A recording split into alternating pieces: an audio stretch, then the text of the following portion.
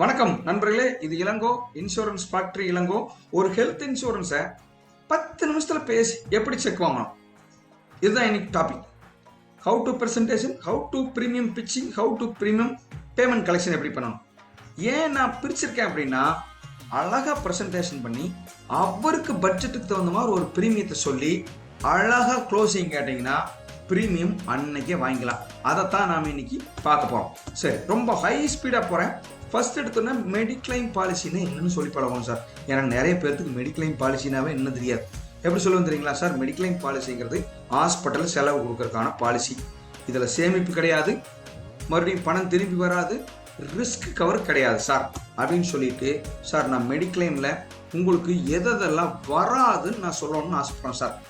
ஏன்னா நான் எதெல்லாம் வராதுன்னு உங்களுக்கு சொன்னேன்னா நல்லா புரிஞ்சுக்குவீங்க. நமக்கு உண்டான ரிலேஷன்ஷிப் ரொம்ப நாளைக்கு தொடரும். அதனால நான் எதெல்லாம் மெடிக்ளைம்ல வராதுன்னு சொல்றேன் sir. Waiting period 2 waiting period இருக்கு சார் அப்படின்னு சொல்லிட்டு, வாய்ப்பு இருந்தால் அவங்களுக்கு வேற ஏதாவது வியாதி இருக்கான்னு கேட்டுக்குவேன். ஒருவேளை ஏதாவது பிபி இருக்கு, சுகர் இருக்குன்னு சொன்னாங்கன்னா 3 வெயிட்டிங் பீரியட் இருக்குன்னு. எதுவுமே இல்லைன்னு சொன்னார்னா 2 வெயிட்டிங் பீரியட் சார். 30 நாள் சார். பாலிசி போட்டு முதல் 30 நாளைக்கு ஆக்சிடென்ட் மட்டும்தான் சார் கவர் ஆகும், எந்த வியாதியும் கவர் ஆகாது.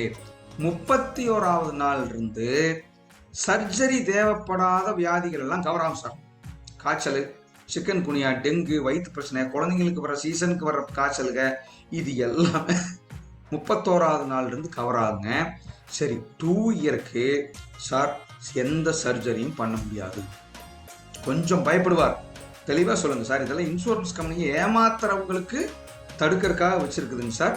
சர்ஜரி மட்டும் ஃபர்ஸ்ட் 2 இயர்ல பண்ண முடியாது சார்.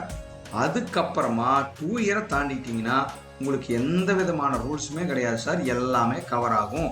அடுத்தது பிடி இருக்கு சார், எனக்கு ஏற்கனவே பிபி இருக்கு, சுகர்னு சொல்லியிருந்தாருன்னா சார் அந்த வியாதி மட்டும் 2 இயரை தாண்டினாலும் அடுத்த 1 இயருக்கோ 2 இயருக்கோ பார்க்க முடியாது சார்.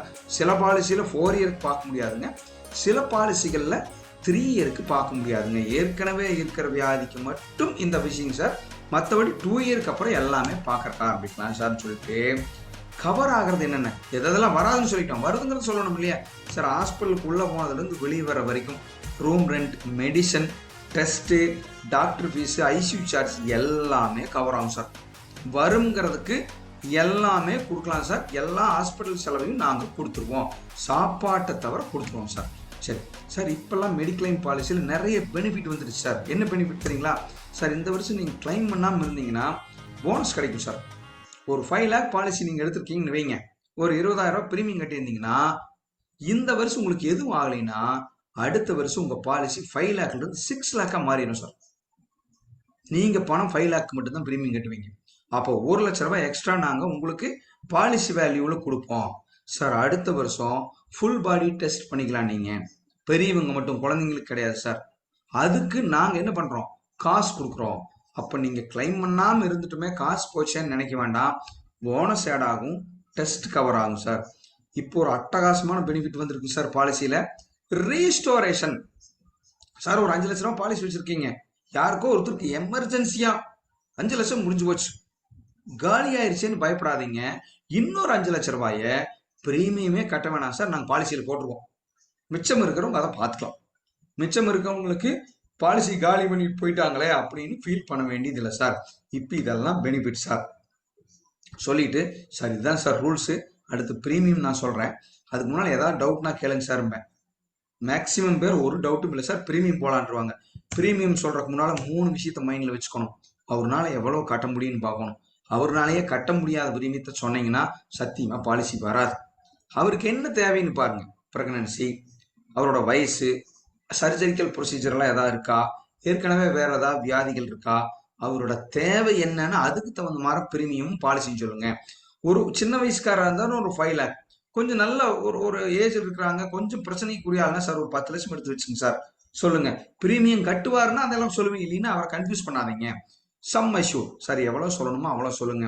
கட்ட முடியறவங்களுக்கு இயர்லி பிரீமியம் வாங்க, முடியாதவங்களுக்கு ஆஃப் ஏர்லி வாங்குங்க. அதனால அவர் கட்டுறதுக்கு தயாரா இருப்பாரு. நீங்களே ஆஃப் ஏர்லி 2 லேக் அப்படின்லாம் நீங்களே கம்மி பண்ணிடாதீங்க. எப்பவுமே மனிதன் 2-3 விஷயத்த பார்த்துட்டு தான் முடிவு பண்ணுவான். அதனால ஒரு பாலிசி சொல்ல முடியாது. எப்பவுமே 3 பாலிசி சொல்லி பழகுங்க. நல்ல ஃபுல் கவரேஜ் இருக்கிற ஒரு பாலிசி, மீடியம் கவரேஜ் இருக்கிற ஒரு பாலிசி, ஸ்டாண்டர்டா இருக்கிற மாதிரி ஒரு கவரேஜ் பாலிசிய சொல்லி பழகிங்க. இதுக்கு பேர் தான் என்ன அப்படின்னா உலகம் பூரா இருக்கிற ஒரு ஒரு ஒரு விற்பனை டெக்னிக். பாப்கார்ன் 3 ரூபாய்க்கு ஒரு பாப்கார்னை விற்பாங்க. 6 ரூபா 50 காசுக்கு ஒரு டேபிள்ல பாப்கார்னை வச்சான். மனிதனோட மைண்ட் எப்பவுமே 3 ரூபா பாப்கார்ன் தான் சூஸ் பண்ணும். எப்பவுமே அதை தான் சூஸ் பண்ணுவான். என்ன பண்ணுவான் தெரியுங்களா? ஒரு ஒரு நல்ல டெக்னிக்கா விற்பனை பண்றவன் இடையில 6 ரூபாய்க்கு ஒரு பாப்கார்ன் வைப்பான். மனுஷன் மூளை இப்ப எப்போது யோசிக்கும் தெரியுங்களா?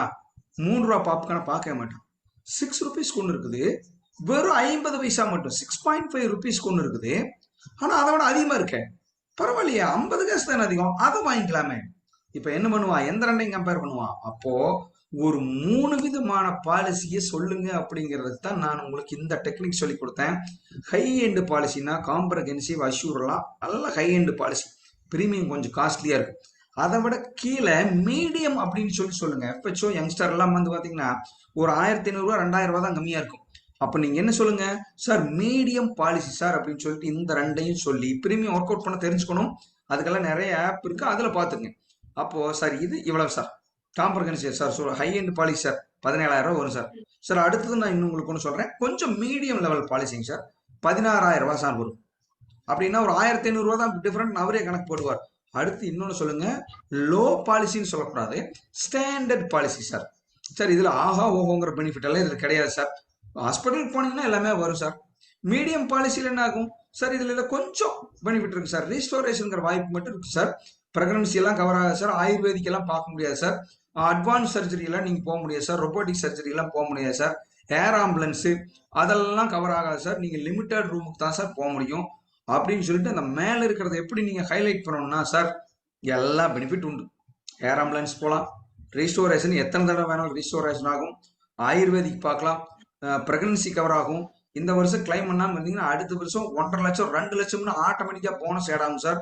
இது மாதிரிலாம் பெனிஃபிட் இருக்குதுன்னு சொல்லி பிரீமியத்தை சின்னதா டிஃப்ரெண்ட் காமிச்சிங்கன்னா அவர் என்ன பண்ணுவார்னா அட்டகாசமா மேல இருக்கிறத சூஸ் பண்ணுவார். இத சொல்லி முடிச்சோன்னே க்ளோசிங் கேட்கணும். சார் ஆதார் கார்டு கொடுங்க, ஒரு போட்டோ எடுக்கலாம், டக்குனு இப்போ ஆன்லைன்ல பண்ணிடலாம் sir. Sir net banking use பண்றீங்களா sir? Sir Google Pay use பண்றீங்களா சார்? கேளுங்க, உடனே பண்ணுவார். கேப் விட்டீங்கன்னா ஒத்தி வச்சிருவார். அதனால இந்த டைமை கரெக்டா யூஸ் பண்ணணும். நம்பர் கேம் சார், கேட்டவங்க எல்லாமே பிசினஸ் போட மாட்டாங்க சார். தயவு செஞ்சு அந்த யதார்த்தமான சுச்சுவேஷனுக்கு முதல்ல நீங்க மனசை தயார் பண்ணிக்கணும். பாலிசி கேட்டவங்க எல்லாரும் என்ன பண்ண மாட்டாங்க? பாலிசி போட மாட்டாங்க. 10 பேர்த்துக்கிட்ட பிரசன்டேஷன் பண்ணீங்கன்னா 3 பேர் 4 பேர் தான் ஓகே சொல்லுவாங்க. அதுல 2 பேர் தான் பிரீமியம் அப்பவே கொடுப்பான். மீதி 8 பேர் அல்லது 6 பேர் 4 பேர் அப்புறமா தான் கொடுப்பாங்க. மனசை விடக்கூடாது. அப்போ 2 பாலிசி க்ளோஸ் ஆகுனா 10 பேர் தொட்டு தான் கேட்கணும். அப்போ அதே மாதிரி இன்னொரு ரொம்ப முக்கியமான விஷயம், க்ளோசிங் ஸ்கில் தெரியணும். வாயை திறந்து கேட்கணும். சார் பாலிசி க்ளோஸ் பண்ணிடலாம் சார், இப்படி கேட்டீங்கன்னா மட்டும்தான் பிசினஸ் கிடைக்கும். ஓகே,